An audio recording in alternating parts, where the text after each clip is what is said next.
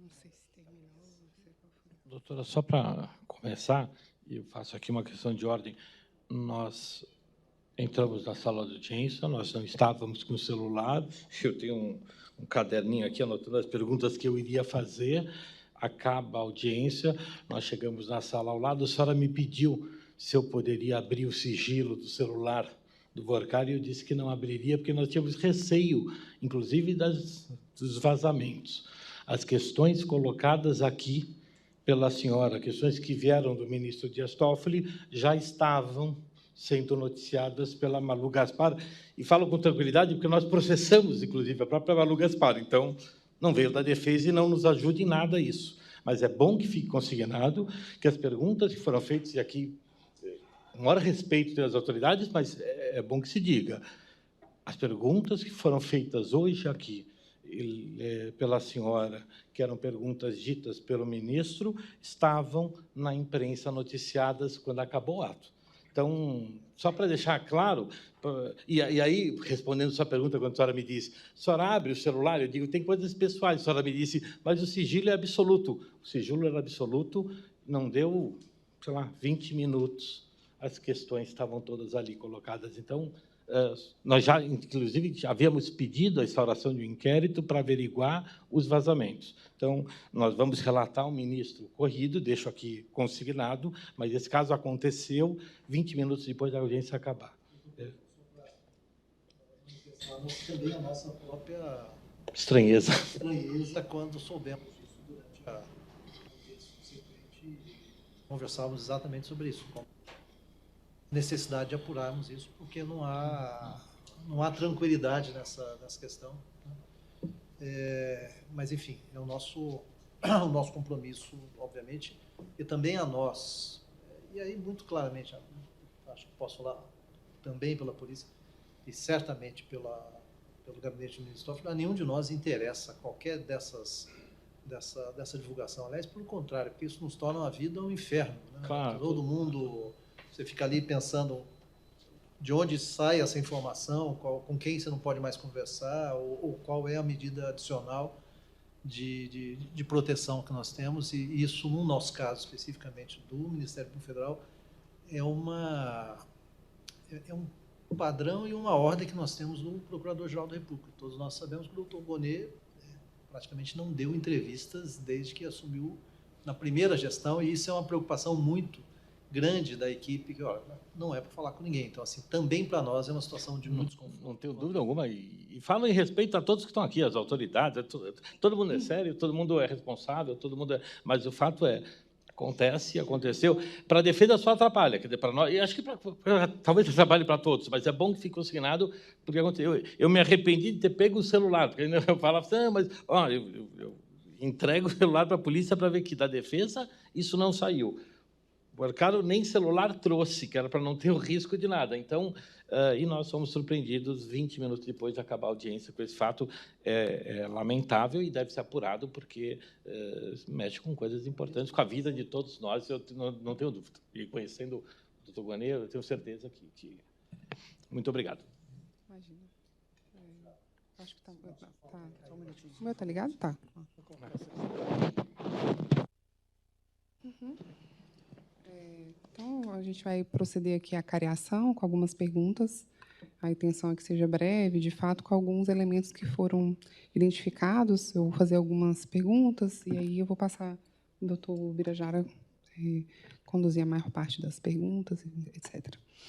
Iniciando, houve uma divergência que nós consideramos muito interessante, enfim, que merece ser explorada, é que o senhor Vorcari, durante seu depoimento, diz que, a partir de janeiro, a partir da data de comercialização das carteiras da Tirreno, o senhor informou ao BRB que o doutor Paulo Henrique estaria ciente que essas carteiras seriam de originadores, seriam originadas por créditos da Tirreno. O senhor confirma?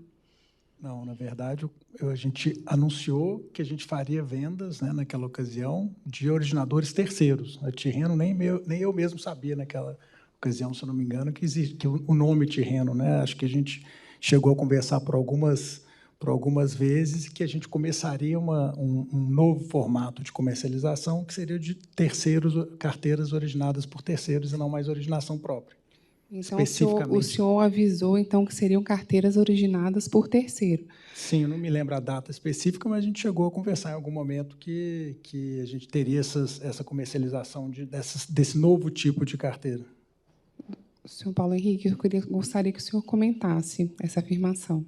Meu entendimento, que eu coloquei aqui mais cedo, é que eram carteiras originadas pelo Master, que haviam sido vendidas ou negociadas a terceiros e que o Master estava recomprando e revendendo para a gente. Não tem essa informação de ser revendida pelo Master. Eu sabia que eram carteiras naquela ocasião dos mesmos originadores que faziam originação para o Master, ou seja, era um ambiente já de clientes que faziam parte do nosso ambiente ali do Credit System, mas não especificamente que tinham sido originados por nós. Mas quando você apresenta a carteira para a comercialização, esse documento de origem também não faz parte do portfólio de documentos entregues à instituição que vai adquirir? Qual documento de origem? O originador do crédito da carteira, por exemplo. Eu não conheço no detalhe o procedimento da originação, mas eu acredito que quem fez a originação na ponta não é uma informação que está nos procedimentos, até onde eu entendo, não faz parte. A documentação não. Normalmente a gente recebe uma planilha com a lista de todos os créditos, CPF, data de originação, valor, taxa, todos esses parâmetros, órgão conveniado e um conjunto, uma amostra de contratos e de comprovantes de averbação. Essa informação. O risco no final é o cliente da ponta final. Então, quem originou, como eu falei inicialmente, não é relevante no processo de risco. E quando o senhor foi perguntado explicitamente, ou o senhor, a sua equipe, foi perguntado explicitamente em algum momento pelo BRB quem seriam as originadoras? Porque o senhor fala que já tinha falado desde o início, e o doutor Paulo Henrique ele vem aqui e nos traz a versão de que houve esse encaminhamento de uma pergunta específica para o senhor, para a sua equipe, de quem seriam os originadores daquelas carteiras que estavam sendo compradas ali no mês de janeiro, fevereiro, e que a resposta obtida é que elas teriam sido originadas pelo Banco Master. Então, houve, só para a gente poder esclarecer bem, e a resposta teria sido essa, é isso? Eu posso só colocar de uma maneira um pouco diferente. Na nossa visão, eram créditos originados pelo Master, vendidos em algum momento, que estavam sendo recomprados. E, nesse ponto específico, a gente seguiu comprando essas carteiras até abril. Mais ou menos do meio para o fim de abril, a gente, ao analisar alguns contratos, identificamos que tinha um padrão documental diferente. E, a partir daí, é que a gente começou a questionar quem eram os originadores específicos. E aí, ao longo do mês de maio, recebemos a informação de que eram créditos originados pela Tirreno. E, quando a gente fala originados pela Tirreno, não significa que foi a Tirreno que produziu o crédito. A Tirreno, na verdade, era uma consolidadora. A gente, logo depois, nesse mesmo pacote, recebeu a lista dos 20 correspondentes bancários que eram os originadores que submetiam a Tirreno e que, dali, subiam. Acho que, em relação a esse ponto, as versões estão postas, né? Há um outro ponto que também bastante, aparentemente, controvertido, que diz respeito às substituições. A posição do senhor Vocaro foi bastante incisiva no sentido de que a operação foi liquidada com as substituições. Ou seja, que os créditos substituídos eles eram suficientes para, vamos chamar aqui, o ressarcimento do BRB em relação aos ativos originais. Não me parece que isso ficou claro na posição do senhor Paulo Henrique, tanto que fala de uma diferença. primeira pergunta é exatamente retomar essa posição. Os créditos substituídos, ou os créditos substitutos, digamos assim, os que entraram no lugar da carteira original, eles liquidaram, zeraram a operação, ou, por conta da diferença de modalidade, de risco maior, há ainda haveres por discutir? Sim, eu mencionei na minha fala que a gente negociou 100% da troca e ficou faltando, no momento que houve a liquidação, se eu não me engano, 1,4 ou 1,6 bi, que não tinha sido efetivamente trocado por questões de formalização que a gente não tinha terminado. Mas a gente tinha, já desde o início desse procedimento de troca, já prestado garantias que supriam ou superavam esse montante que não foi concluído, e não foi concluído por motivo da liquidação do banco e tudo que aconteceu. Acho que a gente disse as coisas de uma maneira diferente, mas que vai chegar na mesma conclusão. Ou seja, dos 12 bi 700, tinham sido substituídos 10 bi 200. Tinha 1 bilhão e 600 de treasuries em processo de liquidação e existiam 9 bilhões de garantias adicionais. Ou seja, E quando ele fala em processo de liquidação, já tinha sido feito um contrato de transferência para o BRB, mas o BRB não considerava que havia sido concluído a transação porque faltava questões formais, procedimentais de transferência. o cara crachá, né? A foto do momento, 10, 200 e pouco. Agora, a precificação desses 10 e 200, dada a diferença de liquidez e de característica dos títulos, isso pode ser considerado como firme, digamos assim? Ou esses valores ainda dependiam de algum tipo de validação dessa precificação? A gente tem várias categorias de ativos colocados aí. Então, nos créditos consignados, firme, não tem discussão de valor. Nos créditos pessoa jurídica, firme, não tem discussão de valor.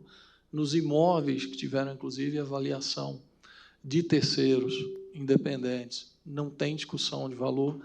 Tem uma parte que são ações de empresas. Essas ações de empresas estavam em processo de avaliação. Pode haver discussão de valor sobre isso aí. Os CRIs e os FDICs? Os CRIs e FDICs não tem discussão de valor. Pelo contrário, a gente passou com deságio do valor já, que era do book do Eu próprio cheguei Banco a Master. O valor em relação a isso? Quem atribuiu o valor fomos nós. BRB. Nós colocamos 2 bilhões e 100 aproximadamente de deságio em relação a esses instrumentos, e em relação também aos imóveis houve uma diferença de valor significativa. Por isso que eu cheguei a comentar que tem entre 2,5 bi e 3 bi de reais, num valor abaixo do valor que estava registrado lá. E essa precificação foi feita pelo grupo interno do próprio BRB ou teve contratação? A parte de imóveis, avaliação independente. A parte de créditos é valor interno. Não tem muita discussão sobre isso. Nesses ativos que o senhor mencionou, por exemplo, a ação, o senhor tem como mensurar quantos por cento é dessa carteira? Quanto a precificação ainda está... O que estava pendente eram 800 milhões de precificação. Que é o que é relacionado a ações e esses ativos mais voláteis. São só ações. Só ações. O único item pendente de avaliação de preço eram as ações.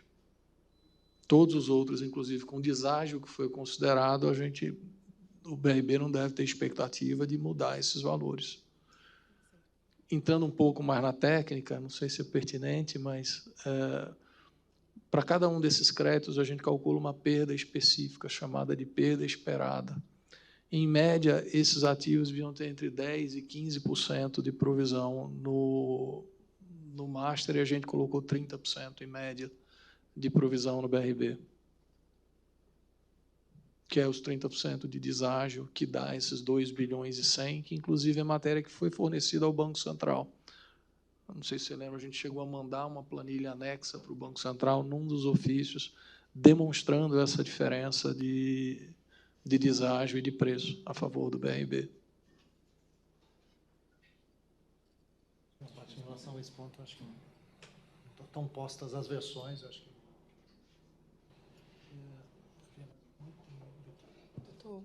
Doutor Adamec, o senhor tem mais algum apontamento? Não, a questão da conta. Ah, sim, é o extrato. O extrato, doutor Vorcaro, o senhor afirma que pagou, fez o pagamento pelas carteiras junto à Tirreno, os 6 bilhões, né? O senhor fala que é um extrato que reflete um valor de pagamento real pelos créditos que foram adquiridos junto àquela originadora. Na versão que nos foi aqui apresentada pelo senhor Paulo Henrique, acompanhado, né, e aí acompanhado pelo relatório do próprio Banco Central, aquele extrato foi apontado como um extrato contábil, enfim, tem um termo técnico, se eu me desculpe, e que não refletia a existência de saldo naquela conta. O senhor mantém a sua versão? Claro que eu mantenho. A gente fez uma conta transitória, a gente não registrou a venda, como eu disse, a gente não pagou nenhum real, eu mencionei isso claramente, a gente não foi pago nenhum real para a Tirreno, mas sim, quando a gente recebeu os valores da venda, a gente deixou numa conta que era uma espécie de conta escro. Então, que o era senhor conta não reserva. pagou pelos créditos da Tirreno? O senhor está falando que não pagou?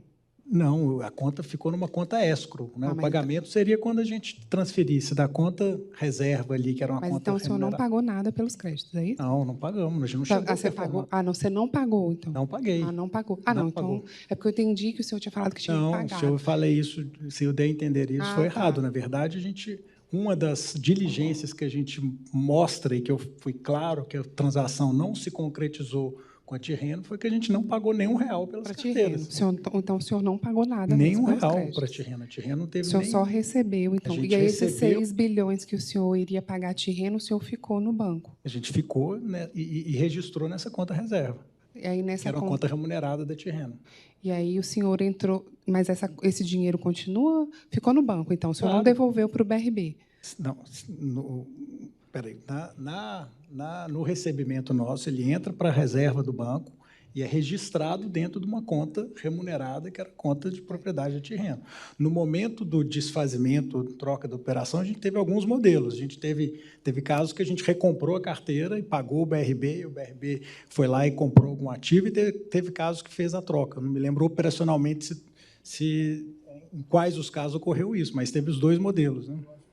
Aí, de novo, a questão técnica, que talvez não esteja muito clara.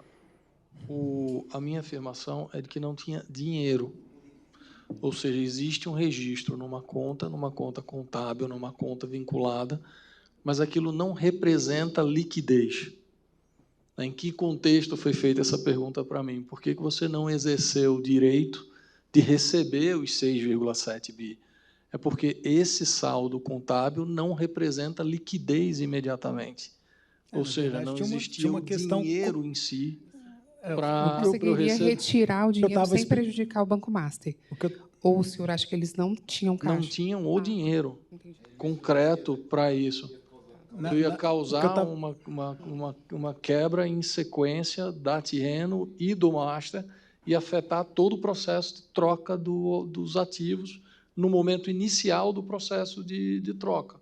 Para a gente lembrar, esse contrato foi assinado 25 ou 28 de maio com a Tirreno, ou seja, não tinha condição prática, fática, de exercer o direito imediato de pagamento. E o que eu estava explicando, Paulo, assim como o Master, o BRB e qualquer outro banco, inclusive os grandes, você tem os depósitos nas contas de cada cliente, mas a liquidez ela é um caixa reserva, ou seja, nenhum banco tem disponível a liquidez de todas as contas, de todos os investimentos que tem ali de liquidez Assim, imediata. Exato, porque da mesma forma que o senhor não reservou o dinheiro para pagar, não teria como fazer esse pagamento para o BRB, caso a Tirreno, se eu tivesse que pagar pelos créditos, o senhor também não teria.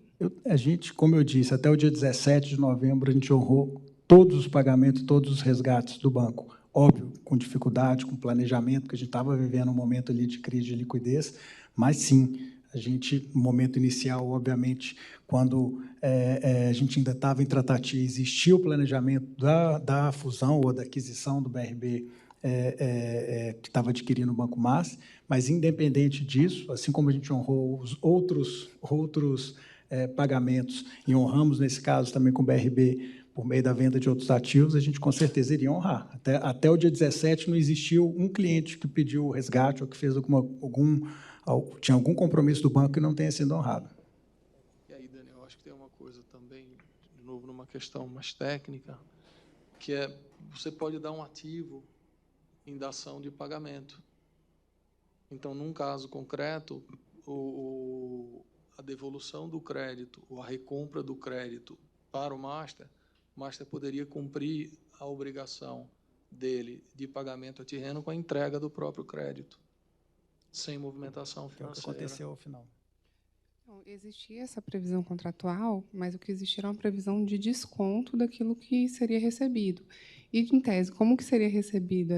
Deveria ter recebido, ser controlado, recebido pelo BRB, e aparentemente não houve esse saldo, não teve nem como a Tirreno fazer esse controle e ter essa compensação. Isso também eu entendi quando eu li o contrato, apesar de não ser técnica, mas, assim, como não houve movimentação financeira, né, isso também nem se observou. Veja, doutor, só para finalizar, entre março e novembro, a gente deu resgate de quase 10 bilhões de reais para clientes, para investidores que resgataram do banco.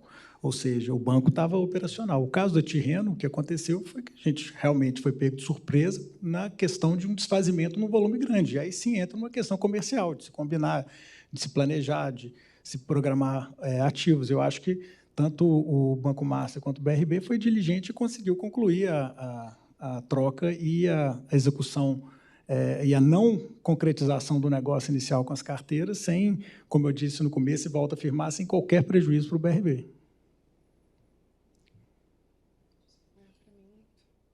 Eu preciso só esperar o doutor Adamec voltar? Não precisa, não? Pode, não precisa, não?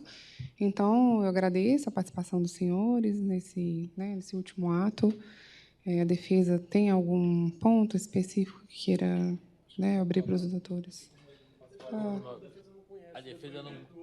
Então, desculpa, mas, enfim, eu acho que é sempre bom abrir uma... Pendente são as questões operacionais do retorno do seu vocário a São Paulo. Sim, aí eu até já expliquei qual foi a decisão do... Autorização para se permitir... sim, o ministro já deferiu que o senhor passe, né, faça o pernoite na casa do senhor, né, já que o senhor tem uma residência aqui em Brasília, e amanhã vai ser feita vai ser comprada a passagem. Um pedido novo, a gente está... Eu estou, na verdade, até por necessidade familiar, eu preciso voltar. Então, eu acabei estando com um voo que me leva a São Paulo. Então, eu já questionei o ministro se ele poderia ou não. O ministro já respondeu. Já? Sim. Ele disse que não pode ir no voo particular, que ele deve ficar aqui na casa dele e amanhã ele vai no voo de carreira junto com a escola. Obrigado. Então, está respondido. A gente vamos providenciar todo... Eu vou até já começar, a gente vai comprar as passagens e... Vamos fazer um ofício ao de cor, né? por André. Sim. Comunicando ele e aí as providências cabíveis, tá bom? Tá ótimo, então. Tá. Obrigada. Doutor, o senhor tem mais algum aspecto? Pode encerrar, né? Então, tá. Eu agradeço. Bom ano novo para todos. Obrigada, doutor.